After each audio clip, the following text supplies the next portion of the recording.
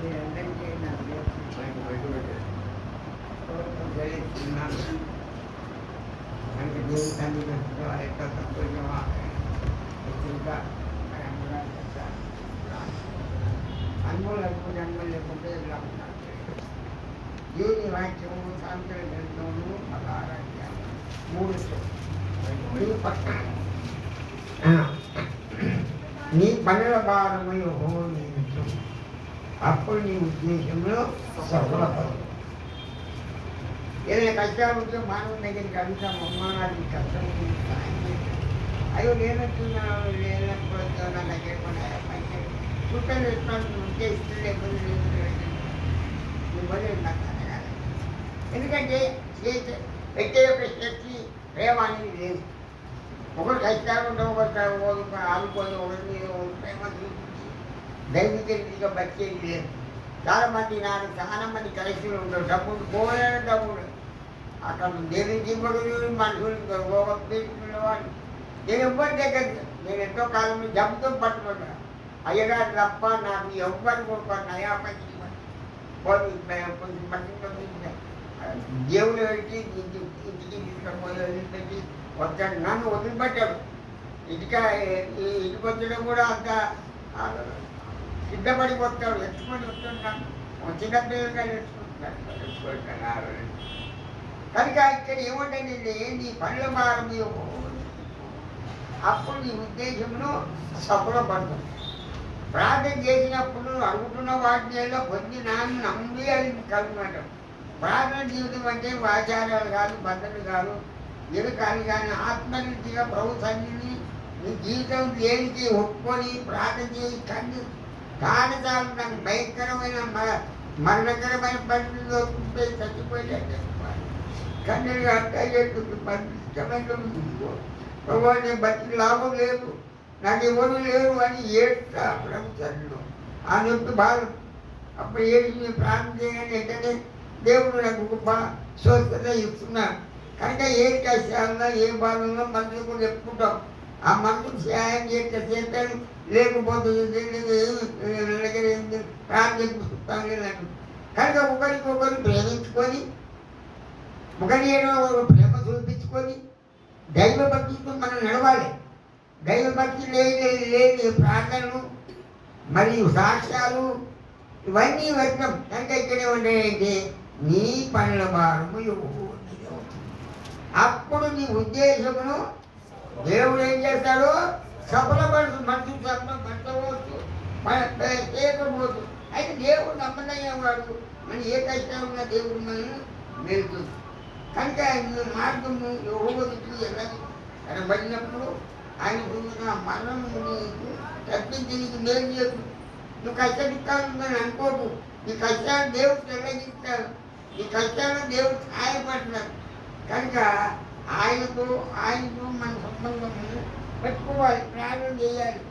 ప్రార్థనలో చేసి ప్రార్థన పూర్తిగా దేవుని మనం అడిగినప్పుడు తప్పక దేవుడు మనకు వెళ్ళినప్పుడు కనుక అయితే ఎవరో మార్గం తీసుకు ఎలా కనపడినప్పుడు ఆయన విడిగి తప్పింది. నీ మన బతకాలు, నీ కష్టాలు, నీ దుఃఖాలు, నీ బాధలు, నీ తొందరలు. కనుక సాంప్రదాయ గ్రంథంలో 16 అధ్యాయములు 15 వస్తువులు. అయితే ఎలాంటి మనం బతికి మనకి ఆ దీనిని మూలపెట్టగా ఎవరో ఆలోచించును వారి శ్రమలు అన్నింటిలో ఉండి వారిని. కనుక మనకు శ్రమలు వస్తాయి. ఆ శ్రమలు వచ్చినప్పుడు ఆధారపడేది కానీ విశ్వాసం దేని ఆధారపడినప్పుడు తప్పక మనకు అనుకోలేదు. కనుక యెహోవా యందు భయభక్తి కలిగి చెడుతనం వదిలిపెట్టి యెహోవా మీద ఆధారపడ్డప్పుడు ఆయన మనకు తప్పగా మనకు అనుకునేవన్నీ దేవుడు నిలబెడతానంటాడు. కనుక ప్రియమైన బిడ్డలారా, దేవుని బిడ్డలారా, మనం భయపడవలసినప్పుడుగా బాధపడవలసిన మరి సాంఖ్యం 16:3 నీ పనుల వారు యెహోవాకు అప్పుడు నీ ఉద్దేశంలో దేవుడు ఏం చేస్తాడు, సఫలపరుస్తాడట. ప్రార్థన జీవితం లేదు, వస్తుందా ప్రార్థన చేస్తారు, సాక్ష్యం చెప్తారు. కానీ అంతరంగమైన జీవితంలో మార్పు లేని, ప్రార్థన మార్పు లేని, పాటలు మార్పు లేని, అన్ని చేస్తారు. అంతరంగమైన జీవితంలో మార్పు. కానీ ఇంకో మాట ఏమంటుందంటే యెహోవా యందు భయభక్తి కలిగించడం వల్ల మనుషులు చెడుతనం నుండి తొలగిపోతుంది. మనం దేవుని భక్తి కలిగి ఉన్నట్టు మన మంచితనంలో మనుషులు దూరం అయిపోతాం. కనుక జీవితంలో అంతరంగమైన జీవితం మనం మారాలి, మంచి మారాలి. ఆ మారిన మనసు దేవుని చేస్తే ఫలితం ఉంటుంది. మారు మనసు లేక మారు మనసు కలిగి ఉండాలి. చాలామంది క్రైస్తవులు వస్తారు, చర్చలు వస్తారు, ప్రార్థన చేస్తారు, సంఘాలు చేస్తారు, ప్రార్థనలు చేపిస్తారు, ప్రార్థన చేస్తారు అని, కానీ అంతరంగమైన జీవితంలో మార్పు మారు మనసు పొందకున్న చేరలు పరలోకము, మారు మనసు లేకను చేరలు పరలోకము. కయాత్మనానుగావరా ప్రభు లెక్కయడు మనను ఎరుగురా. ఓ క్రైస్తవుడా, ఓ క్రైస్తవుడా, ఓ క్రైస్తవురాలా, ఓ క్రైస్తవుడా, నీ మనసు మారాలి. నువ్వు ప్రార్థన చేసినప్పుడు, బైబిల్ చదివినప్పుడు అక్కడ ఇలా ఉండదు. ఇలా ఉంటే ఏడ్చుకుంటా, ప్రార్థన చేస్తా, దేవుడు నన్ను చదవగా నన్ను తలంచుకుంటాను. కనుక దేవునికి మనం ఆధారపడి ప్రార్థన చేస్తే దేవుడు అటులా అమ్మగారు మరి తల్లి ఇంట్లో పట్టుకొని ఎక్కువ దేవుడితో సంబంధం ప్రార్థన కడుతుంటారు. ఆ ప్రార్థనలన్నీ కడుపున అయ్యగారు ఇక్కడ తిరిగి అన్నీ దర్శించి వాటి అందిస్తాడు. ఆయన టైం లేకున్నా మరి దేవుని సన్నిధిలో కనిపెడతాడు. కనుక మనము దేవుని ఆధారపడ్డప్పుడు దేవుడు మనం సహాయం చేయాలని నమ్మకం, విశ్వాసము, గురి మనం ఉండాలి. గురి లేని బతుకు, మనసులో మార్పు లేని జీవితం కాదు. ఇక్కడ రాబడం మాట్లాడుతున్నాయి ఈ జీవితాలు ఎన్నో ఉన్నాయి అబద్ధంతో కార్యాలు. అవన్నీ చంపుకోవాలి తిరుగుతున్నట్టు కడగబడాలి. నూతనమైన వ్యక్తిగా లేకపోతే నువ్వు పరలోకంలో పోలేదు. పరలోకం పోవాలంటే నువ్వు తిరిగి జన్మించాలి. ఏసులో రక్తం ద్వారా కడగబడాలి. ఏసులో నీ హృదయంలో వెలుగుతుంది. అంటే నిజంగా నీ హృదయం నుండి బయలుదేరు జీవనాలు. కాబట్టి అన్నిటికంటే నీ హృదయము దేవునికి అసలు కుడికి కానీ ఎడమకు కానీ తిరగక ఓహోయందు భయపడు, ఓహోయందు భయపడి ఆయనతో నడిచేవాడు. కనుక దేవుని మార్గాన్ని నడవాలి. చాలామంది బైబిల్ బాగా చెప్తారు, చదువుతారు, రాసుకుని చెప్తా ఉంటారు. ఏం చదువు వారికి అర్థం కాదు. ఆ రాసుకున్న మాటలు చెప్తారు. ఆ భాగ్యం కనుక దేవుని సన్నిధిలో కనిపించినప్పుడు దేవుడు మాట్లాడతారు. దేవుడు మాట్లాడితేనే నువ్వు మాట్లాడాలి. మరి అమ్మగారు ఆమె ప్రార్థించాలి, కొన్ని మాట చేస్తాను నాకు నచ్చింది. కనుక దేవుని వాక్య ప్రకారంగా మనం వేసుదారునిగా మన ఆయన నటిస్తున్నాము. యెహోవాను భయభక్తి కలిగి చెడుతనము వదిలిపెట్టి ఆయన దైవ కృపలో మనం అందువల్ల ఇక్కడ రాయబడినది ఆ బోర్డు ఆయన కలగజేసిన పరలోకం బట్టి పద్ధతి నరులు చూసి ఆనందించరు. పిల్లలారా వచ్చి నా మాట నీ ఆనంది, నీ మార్గం నీ ఉపదేశం నా ఉపదేశం అందుకే. కానీ దేవుని మార్గంలో కొన్ని యెహోవాయందు భయభక్తి కలిగిన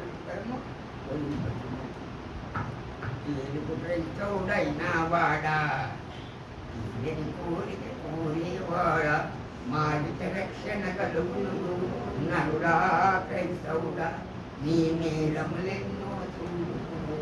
నరుడా క్రైస్తవుడా, గట్టిగా తొందాలని మందు గంట రావాలని కోరుతూ ఊపిరాయ కననైన ఎయ్యవే మాటలెన్నయో చెప్పుతుంటూ మాదిక రక్షణ కలుగును.